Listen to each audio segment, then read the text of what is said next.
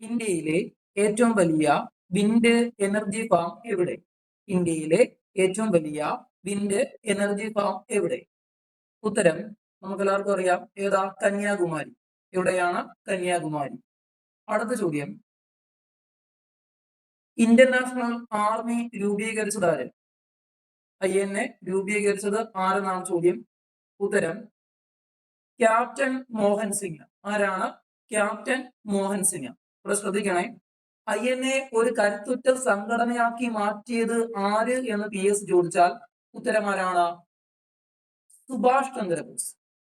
അപ്പോ INA നേതൃസ്ഥാനം സുഭാഷ് ചന്ദ്രബോസ് ഏറ്റെടുത്തത് ആരുടെ കയ്യിൽ നിന്നാണെന്ന് ചോദിച്ചാൽ ആരുടെ കയ്യിൽ നിന്നാണ്?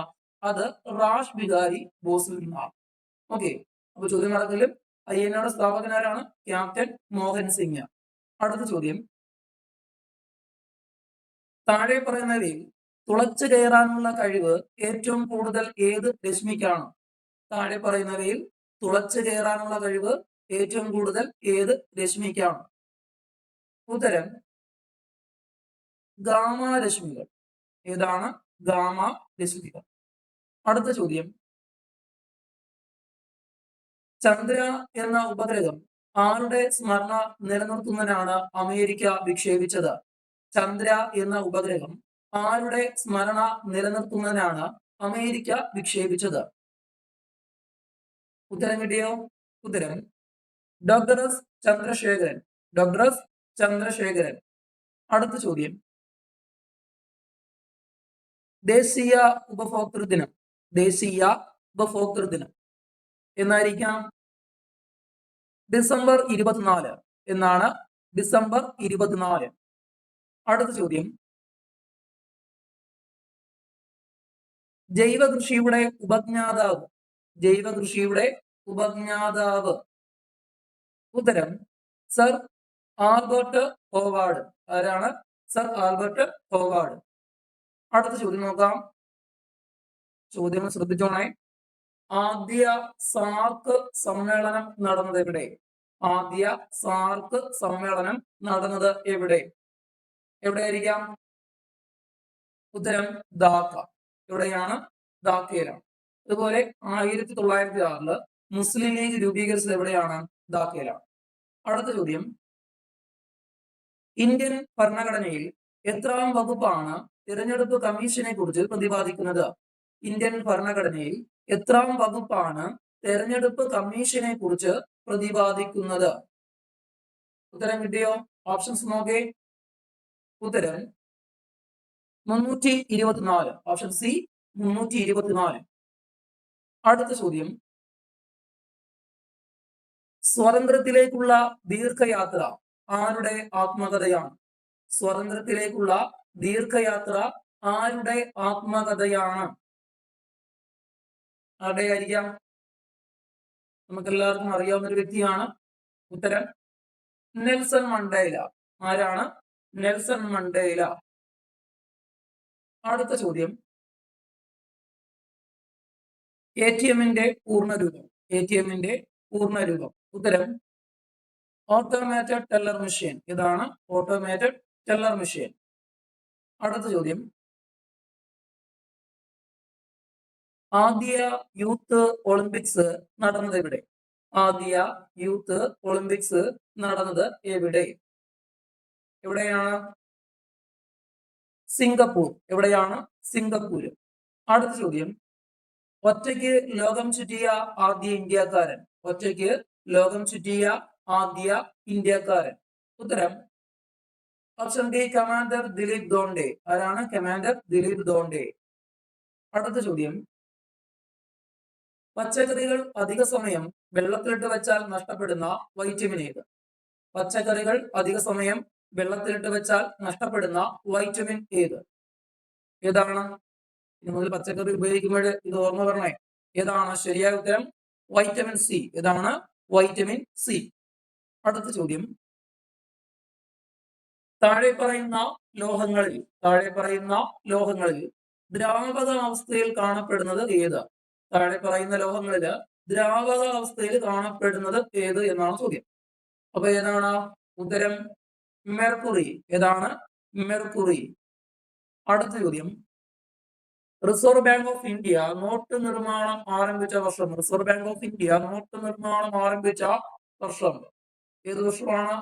1938 എന്നാണ്. 1938. അടുത്ത ചോദ്യം, UGC ആരംഭിച്ചത് ഏത് വിദ്യാഭ്യാസ കമ്മീഷന്റെ ശുപാർശ പ്രകാരം? UGC ആരംഭിച്ചത് ഏത് വിദ്യാഭ്യാസ കമ്മീഷന്റെ ശുപാർശ പ്രകാരം? ഉത്തരം ഏതാണ്? Doctor Radhakrishnan commission. Okay, option D മറക്കല്ലേ. അടുത്ത ചോദ്യം, പരോക്ഷ നികുതിയിൽ പെടാത്തത് ഏവ? പരോക്ഷ നികുതിയിൽ പെടാത്തത് അല്ലേ? അപ്പൊ ഓപ്ഷൻസ് നോക്കി, ഇതിൽ ഏതായിരിക്കാം പരോക്ഷ നികുതിയിൽ പെടാത്തത്? ഉത്തരം കിട്ടിയോ? ഏതാണ്? വരുമാന നികുതി. ഏതാണ്? വരുമാന നികുതി. അടുത്ത ചോദ്യം, ആധുനിക ബഹിരാകാശ നിരീക്ഷണ ശാസ്ത്രത്തിന്റെ പിതാവ്. ആധുനിക ബഹിരാകാശ നിരീക്ഷണ ശാസ്ത്രത്തിന്റെ പിതാവ്. ഉത്തരം ആരാണ്? Option C Galileo Galilei. ആരാണ്? Galileo Galilei. അടുത്ത ചോദ്യം, കേരളത്തിലെ ആദ്യത്തെ വ്യവഹാര രഹിത പഞ്ചായത്ത്. കേരളത്തിലെ ആദ്യത്തെ വ്യവഹാര രഹിത പഞ്ചായത്ത് ഏതാണ്? ഓപ്ഷൻസ് നോക്കേ. ഉത്തരം കിട്ടിയോ? ചോദ്യം എന്തുവാ? കേരളത്തിലെ ആദ്യത്തെ വ്യവഹാര രഹിത പഞ്ചായത്ത്. ഉത്തരം ഏതാണ്? Option B Varavoor. ഏതാണ്? Option B Varavoor. അടുത്ത ചോദ്യം, സ്വതന്ത്ര ഇന്ത്യയുടെ ആദ്യത്തെ ഗവർണർ ജനറൽ. സ്വതന്ത്ര ഇന്ത്യയുടെ ആദ്യത്തെ ഗവർണർ ജനറൽ ആരായിരിക്കാം? സ്വതന്ത്ര ഇന്ത്യയുടെ ആണ്. അപ്പൊ ആരാണത്? മൗണ്ട് ബാറ്റൻ പ്രഭു. ആരാണ്? മൗണ്ട് ബാറ്റൻ പ്രഭു. ചോദ്യം ശ്രദ്ധിക്കണേ. അപ്പൊ സ്വതന്ത്ര ഇന്ത്യയിലെ അവസാനത്തെ ഗവർണർ ജനറൽ ആരെന്ന് ചോദിച്ചാൽ ആരാണ്? അത് സി രാജഗോപാലാചാരി. ഓക്കെ. അതുപോലെ ബ്രിട്ടീഷ് ഇന്ത്യയിലെ അവസാനത്തെ ഗവർണർ ജനറൽ ആര് എന്നാണ് ചോദ്യമെങ്കിൽ ഉത്തരം ആരാണ്? അത് ക്യാനിങ് പ്രഭു. ചോദ്യം ശ്രദ്ധിക്കണേ.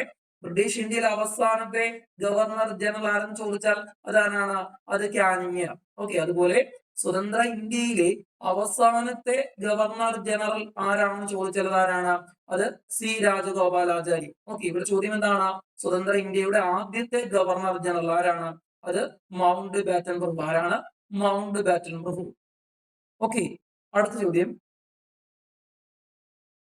പുതുതായി രൂപം കൊള്ളുന്ന എക്കൽ മണ്ണ് അറിയപ്പെടുന്നത് ഏത് പേരിൽ? പുതുതായി രൂപം കൊള്ളുന്ന എക്കൽ മണ്ണ് അറിയപ്പെടുന്നത് ഏത് പേരിൽ? ഏത് പേരിലാണ്? Option B Khader. ഏത് പേരിലാണ്?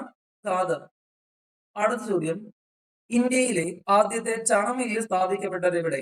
ഇന്ത്യയിലെ ആദ്യത്തെ ചണമില്ല് സ്ഥാപിക്കപ്പെട്ടത് എവിടെ? എവിടെയായിരിക്കാം? Option A Rishra. എവിടെയാണ്? ഓപ്ഷൻ എ മറക്കല്ലേ. അടുത്ത ചോദ്യം, വേനൽക്കാലത്ത് പശ്ചിമ ബംഗാളിൽ വീശുന്ന ഉഷ്ണക്കാറ്റ് ഏത്? വേനൽക്കാലത്ത് പശ്ചിമ ബംഗാളിൽ വീശുന്ന ഉഷ്ണക്കാറ്റ് ഏത്? ഏതാണ്? ഓപ്ഷൻ സി കാൽ ബൈശാഖി. ഏതാണ്? ഓപ്ഷൻ സി കാൽ ബൈശാഖി. അടുത്ത ചോദ്യം നോക്കാം, കേന്ദ്രമന്ത്രിസഭയിലെ ആദ്യ മലയാളി. കേന്ദ്രമന്ത്രിസഭയിലെ ആദ്യ മലയാളി ആരായിരിക്കാം? ഉത്തരം കിട്ടിയോ? കേന്ദ്രമന്ത്രിസഭയിലെ ആദ്യ മലയാളി നമുക്കറിയാലോ. ഉത്തരം ആരാണ്? Option D John Mathai. Doctor John Mathai.